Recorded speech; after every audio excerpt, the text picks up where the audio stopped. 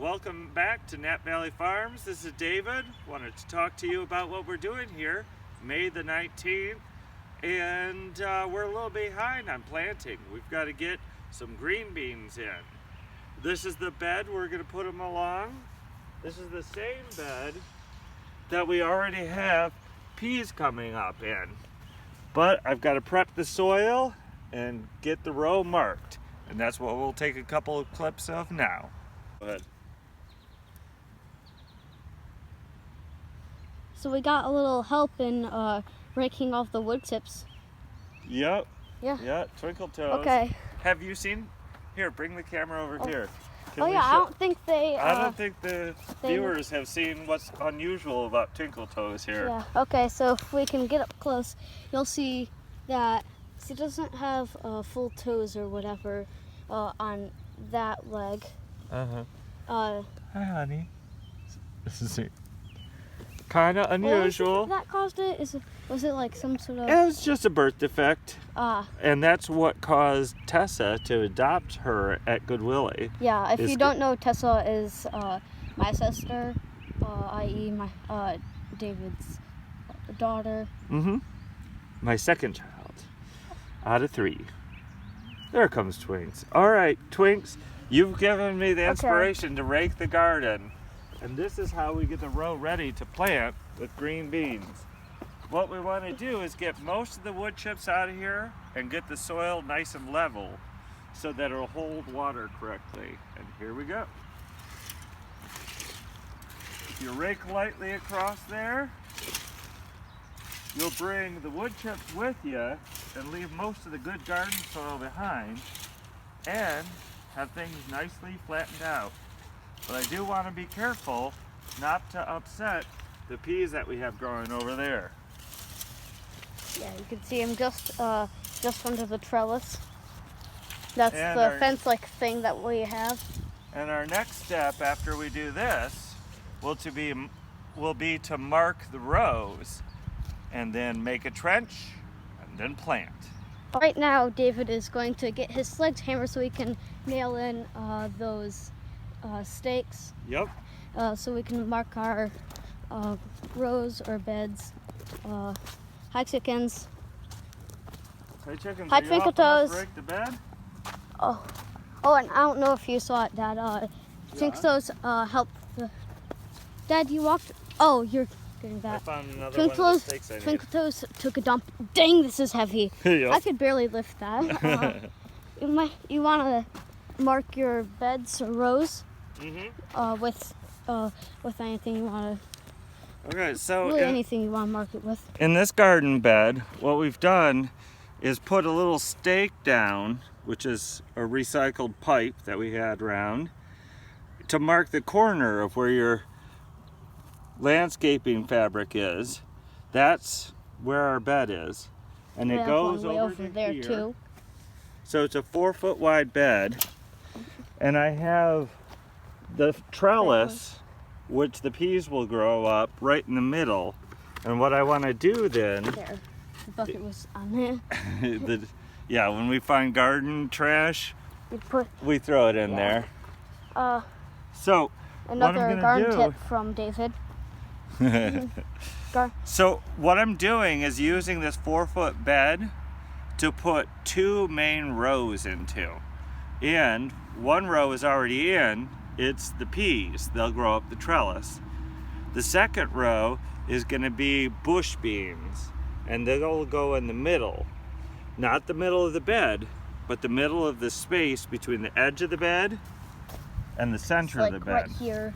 So it'll have a good chunk of space to grow.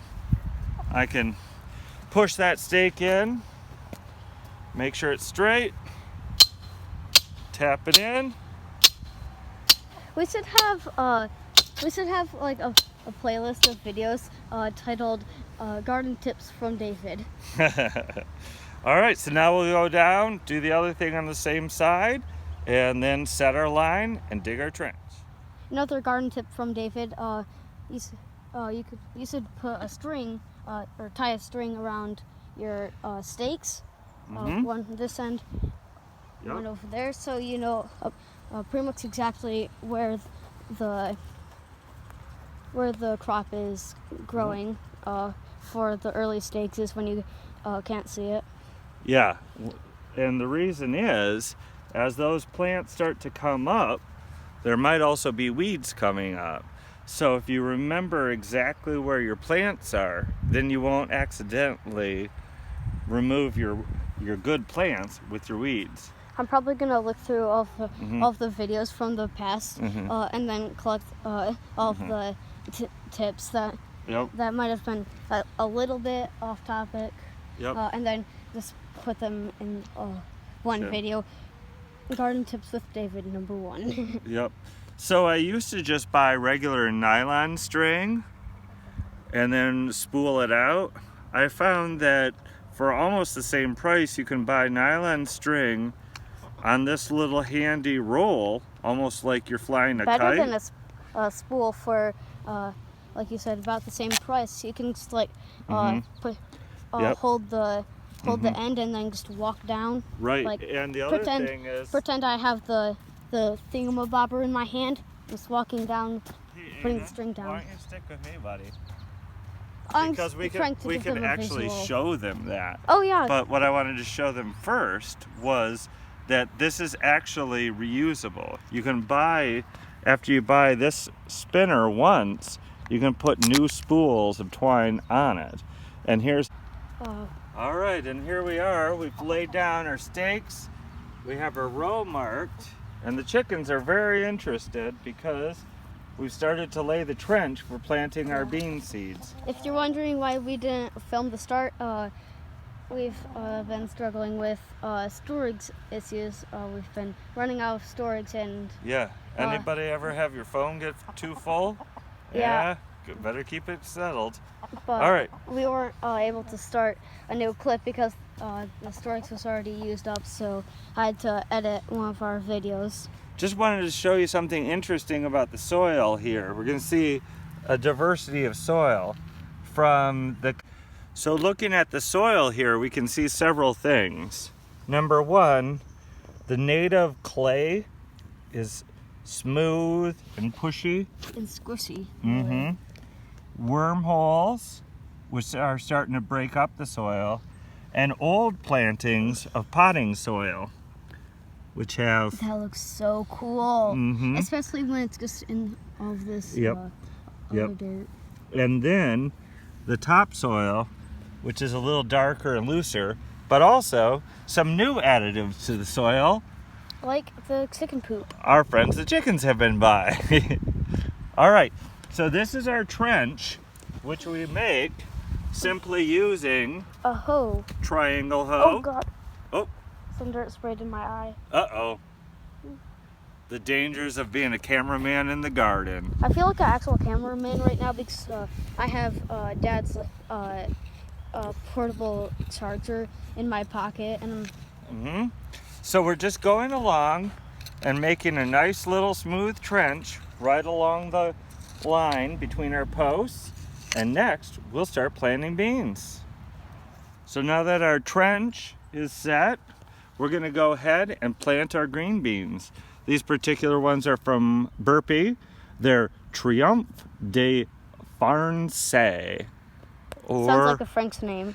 It sounds like a French name, but it doesn't sound like French pronunciation because I'm Irish. So, what you want to do when you're planting your gardens, your beans, is space them far enough apart that when they're growing up, you can pick the best plants and pinch off the others. So I kind of feel like it's gonna rain soon. Like, look at the sky. Oh, it's definitely cloudy. Feels like it's gonna rain. It actually does kind of look today. darker on camera, but it still looks like it's gonna rain soon. But Okay. that's not on topic. Let's get back to gardening with David. So what I like to do is use these little posts from the trellis to help me space them, and I'll plant. Oh, that's a good idea. One. I didn't know you every had that other. up your sleeve. So 1, 2, and then I'll skip another one. Go there. Oh, And you want these beans to end up being about an inch deep. So what we're doing here is placing them, and now that we've got them in the trench, we're going to take the high sides of the trench and push them down toward the bean. And in this case, I'm only going to do it where the beans are, because I might come back by and plant a different bean later. And now we're starting to get our green beans in the spring. Keep on growing.